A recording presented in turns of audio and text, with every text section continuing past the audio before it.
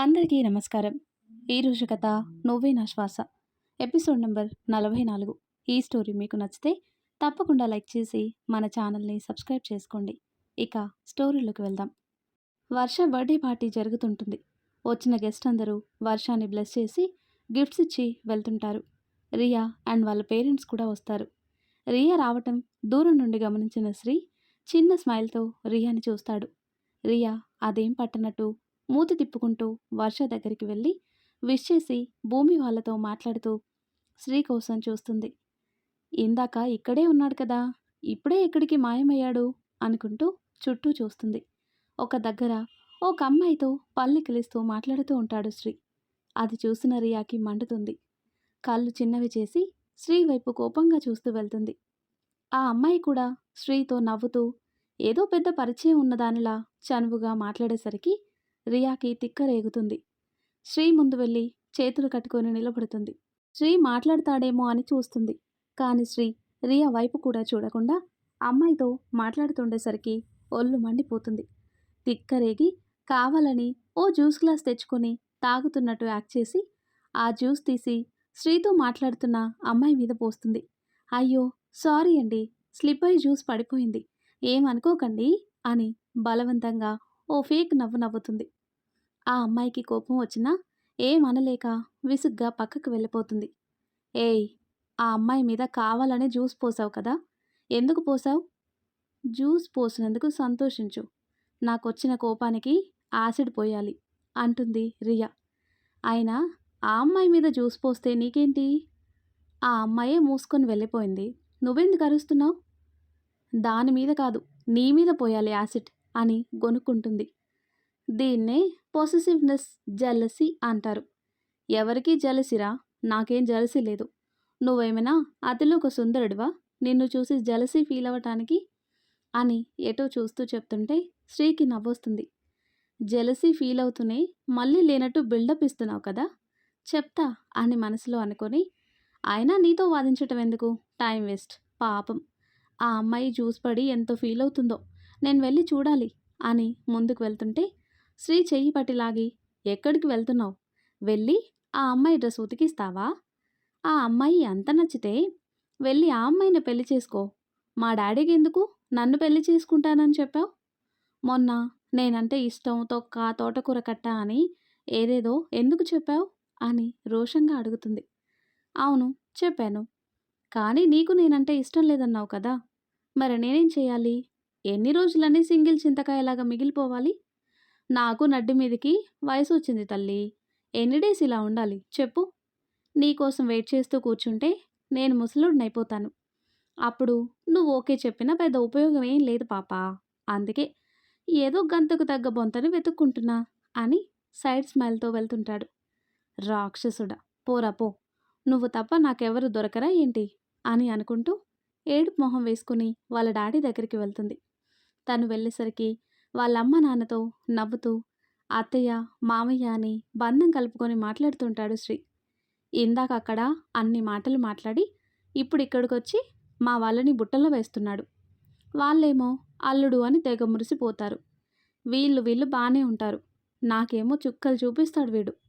వీణ్ణి ఇలా కాదు, నాతో పెళ్ళైన తర్వాత వీడికి రోజు చుక్కలు చూపించకపోతే నా పేరు రియానే కాదు.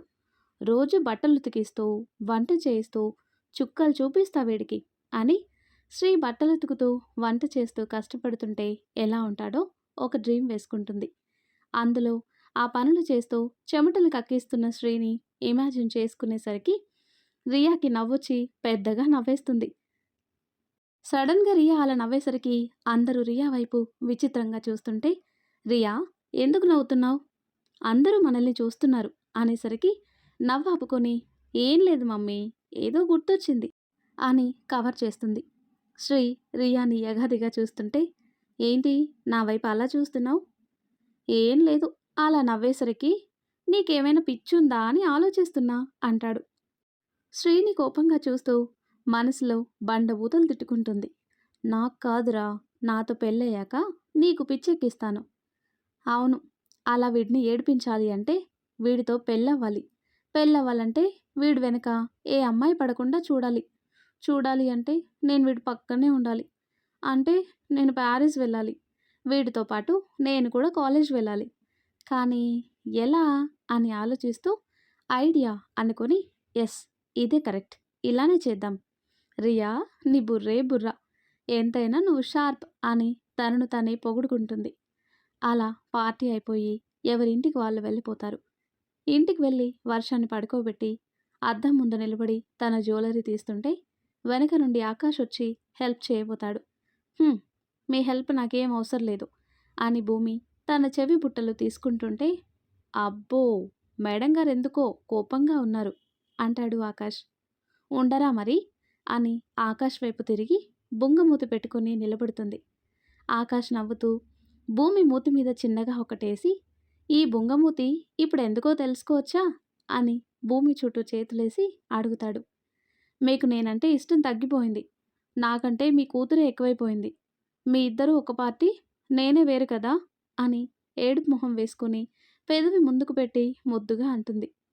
ఇప్పుడు ఏమైందని ఏడుపులు? నాకెవరూ ఎక్కువ కాదు, ఎవరూ తక్కువ కాదు. మీ ఇద్దరూ నా రెండు కళ్ళు. ఏ కన్ను ఎక్కువ కాదు, ఏ కన్ను తక్కువ కాదు అని భూమిని హత్తుకొని చెప్తాడు. ఏం కాదు, మీవన్నీ ఒత్తి కాకమ్మ కబుర్లు.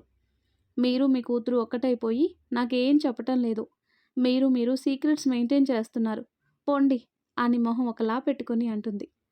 భూమి, నిన్ను చూస్తే నాకు నవ్వాలో ఏడవాలో తెలియటం లేదే. నేను ప్రేమగా చూస్తుంది పక్కింటమ్మాయినా? మన కూతుర్ని కదే ప్రేమగా చూస్తుంది. దానికి కూడా జెలసీ అయితే ఎలా చెప్పు? నీకు సర్ప్రైజ్ ఇద్దామని ముందు చెప్పలేదు. అంతేకాని నీకు చెప్పొద్దని కాదు బంగారం అంటాడు ఆకాష్. ఆకాష్ని గట్టిగా హత్తుకొని నా కూతుర్ని చూస్తే నాకు చాలా గర్వంగా ఉంది ఆకాష్ గారు. ఎంత మెచ్యూర్గా ఆలోచించింది కదా, బంగారు కొండ అని కూతుర్ని తలుచుకొని మురిసిపోతుంది భూమి. ఎంతైనా మన కూతురు కదా, ఆ విషయంలో మాత్రం క్రెడిట్ నీకే చెందుతుంది. అవన్నీ నీ పోలికలే. మంచితనంకి బ్రాండ్ అంబాసిడర్వి కదా అని భూమి బుగ్గలు లాగుతాడు. వెళ్ళు ఫ్రెష్ అవ్వు. ఈరోజు ఏమైనా ఉందా నాకు? లేకపోతే పస్తులే పడుకోబెడతావా అని కళ్ళెగరేస్తాడు. అక్కడ మీ కూతురుంది సార్, తన ముందు అంత బాగోదు అని టవల్ భుజాన వేసుకుంటూ చెప్తుంది. రాక్షసి ప్లీజ్ అని క్యూట్గా రిక్వెస్ట్ చేస్తుంటే ఆకాష్ని చూసి పాపం అనిపిస్తుంది. సరే వర్షని భవ్యకిచ్చొస్తాను అని వర్షాన్ని ఎత్తుకోబోతుంటే నువ్వు ఫ్రెష్ అయ్యిరా, తనిక్కడే పడుకోని మళ్ళీ లేపటం ఎందుకు, మనమే కింద బెడ్ వేసుకుందాం అని భూమి ఫ్రెష్ అయ్యి వచ్చేలోపు వర్షాకి పిల్లో సర్డు పెట్టి కింద చిన్న బెడ్ వేసి హారంగా పడుకొని భూమి కోసం ఎదురు చూస్తూ ఉంటాడు. భూమి ఫ్రెష్ అయ్యి వచ్చేసరికి ఆకాష్ తన కోసం ఎదురు చూస్తుండేసరికి నవ్వుతూ ఏంటి వెయిట్ చేయించానా అని మెల్లిగా వెళ్ళి ఆకాష్ మీద పడుకుంటుంది. తప్పదు కదా, మీరు వెయిట్ చేయించేవాళ్ళు, మేం వెయిట్ చేసేవాళ్ళం. మా అవసరం కదా అని భూమిని దగ్గరికి లాక్కుంటాడు. ఆగండి శ్రీవారు అని లైట్ చూపిస్తుంది. "హ్మ్, రాక్షసి" అని ఆఫ్ చేసి సంతోషంగా భూమిని తనలో కలుపుకొని మళ్ళీ అందమైన రాత్రిగా మలుచుకుంటారు. ఆ నెక్స్ట్ డే రాత్రి ఫ్లైట్ ఉందని భవ్య వాళ్ళు వెళ్ళటానికి లగేజ్ ప్యాక్ చేస్తుంటారు.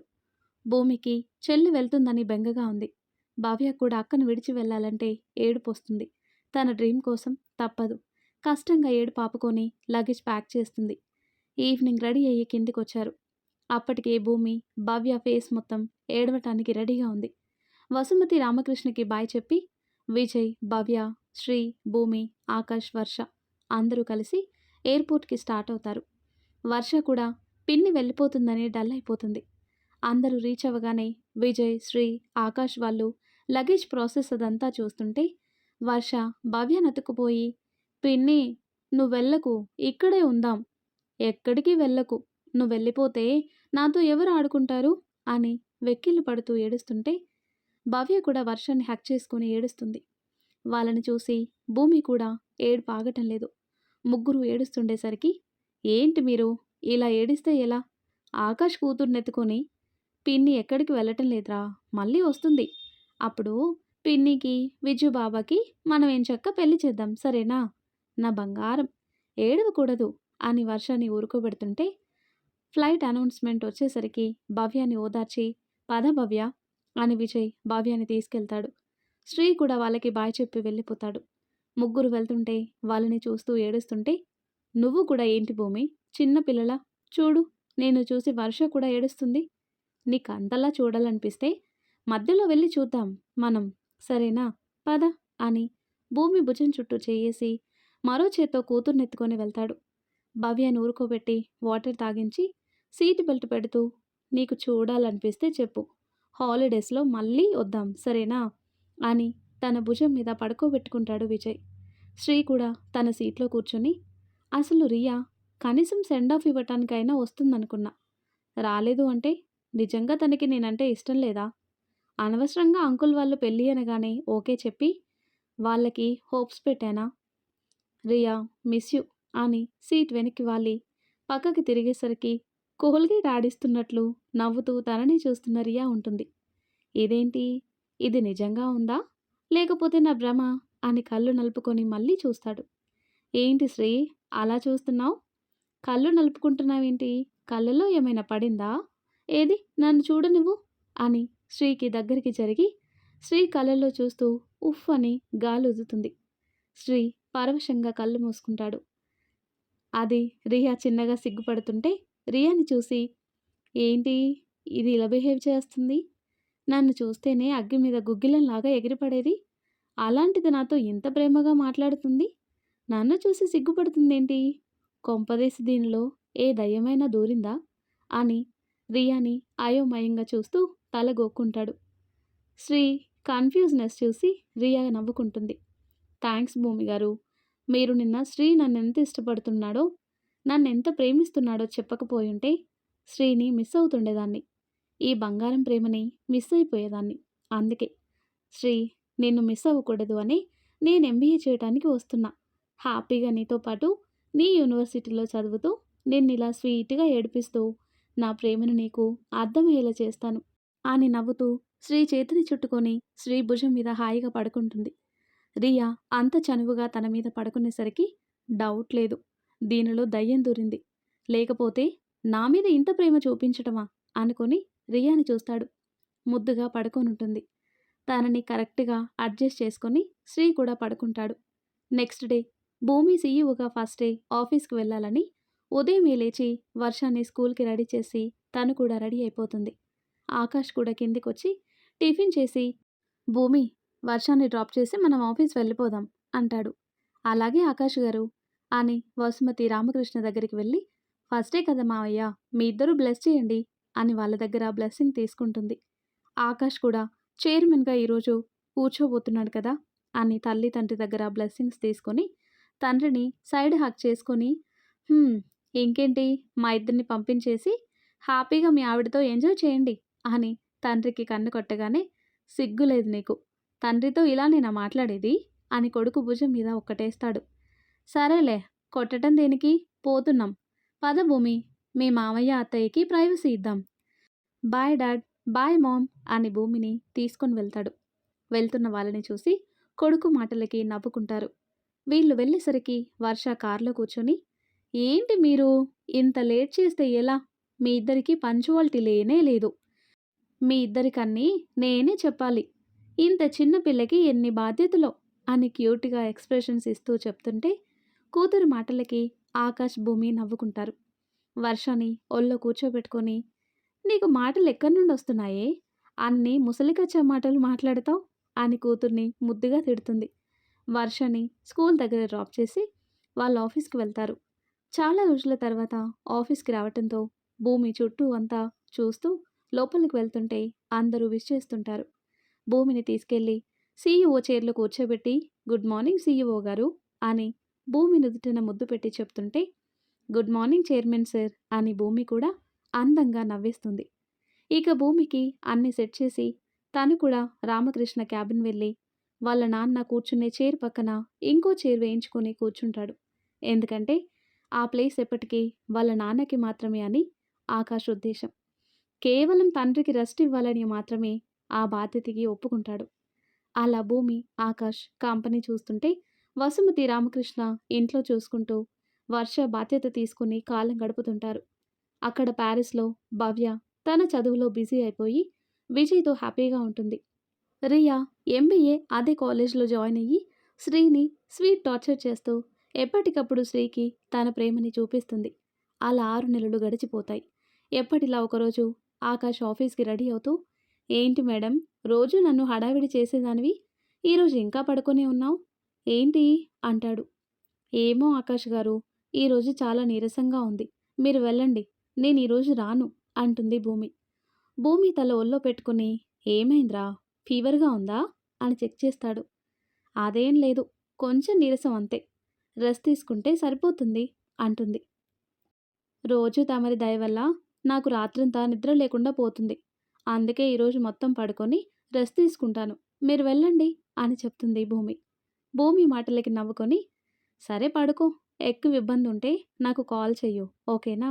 అని భూమి బుగ్గ మీద ముద్దు పెట్టేసి బ్లాంకెట్ కప్పి వెళ్ళిపోతాడు. ఆకాష్ వెళ్ళాక మధ్యాహ్నం వరకు కూడా భూమి కిందికి రాకపోయేసరికి ఏమైందో అని భూమి దగ్గరికి వెళ్తుంది వసుమతి. వసుమతి వెళ్ళేసరికి భూమి నీరసంగా పడుకొని ఉండేసరికి, "ఏమైందిరా భూమి?" "ఏమో అత్తయ్య, మార్నింగ్ నుండి కళ్ళు తిరుగుతున్నాయి. వామిటింగ్స్ కూడా అయ్యాయి." "అవునా?" అని ఎందుకైనా మంచిదని లేడీ డాక్టర్ని పిలిపిస్తుంది. "ఎందుకత్తయ్యా, తగ్గిపోతుంది" అంటుంది. "చూపించుకో భూమి, ఎందుకైనా మంచిది. నువ్వెప్పుడు ఇంత నీరసంగా లేవు కదా" అంటుంది వసుమతి. డాక్టర్ వచ్చి భూమిని చెక్ చేసి కొంచెం డౌట్ వచ్చి భూమి చేతిలో కిట్టు పెట్టి చెక్ చేసుకో అనగానే అప్పుడు భూమికి కూడా అనుమానం వచ్చి ఫాస్ట్‌గా బాత్రూంలోకి వెళ్ళి చెక్ చేసుకొని ఆనందంతో కళ్ళల్లో నీళ్లు జలజల రాలిపోతున్నాయి. బయటకొచ్చి డాక్టర్‌కి చూపిస్తే, "you are conceive madam. Congrats" అని చెప్తుంది. అప్పటికి భూమికి అర్థమవ్వటంతో బ్రైట్ స్మైల్‌తో, "థాంక్స్ డాక్టర్" అంటుంది. "ఓకే. మీరొకసారి హాస్పిటల్‌కొచ్చి చెక్ చేయించుకోండి" అని బయటికి వెళ్ళి వసుమతికి, రామకృష్ణకి విషయం చెప్పగానే పరిగెత్తుతూ భూమి దగ్గరికి వచ్చి, "నిజమా తల్లి? చాలా సంతోషంగా ఉంది" అని వసుమతి కోడల్ని హత్తుకుంటుంది. రామకృష్ణ కూడా చాలా సంతోషంగా అనిపిస్తుంది. మళ్ళీ మనవడో, మనవరాలో రాబోతున్నందుకు. చాలా సంతోషమని భూమి తల నిమిరి కిందికి వెళ్తాడు. ఆకాష్‌కి ఈ విషయం చెప్పాలని ఫోన్ చేయబోతుంటే, "అత్తయ్య, మీరు నార్మల్‌గా కాల్ చేసి రమ్మని చెప్పండి. వచ్చాక నేను చెప్తాను" అంటుంది భూమి. "సరే తల్లి, ఆలోపు నువ్వు కొంచెం ఫ్రెష్ అవ్వు. జ్యూస్ పంపిస్తాను తాగు. ఉదయం నుండి ఏమీ తినలేదు కదా! ఇప్పుడు ఖాళీ కడుపుతో ఉండకూడదు" అని కిందికి వెళ్ళి ఆకాష్‌కి ఫోన్ చేసి, ఒక్కసారి రమ్మని చెప్పి కిచెన్‌లో ఫ్రెష్ జ్యూస్ తయారు చేసి భూమి కోసం పంపిస్తుంది. జ్యూస్ తాగిన తర్వాత కొంచెం ఎనర్జీ వచ్చి ఫ్రెష్ అవ్వటానికి వెళ్తుంది భూమి. మరి ఆ తర్వాత ఏం జరుగుతుందో నెక్స్ట్ వీడియోలో తెలుసుకుందాం. ఎంతో ఇంట్రెస్టింగ్‌గా ఉండే ఈ స్టోరీ నెక్స్ట్ పార్ట్స్ కోసం ఈ వీడియో లైక్ చేసి మన ఛానల్‌ని తప్పకుండా సబ్స్క్రైబ్ చేయండి. Thanks for watching.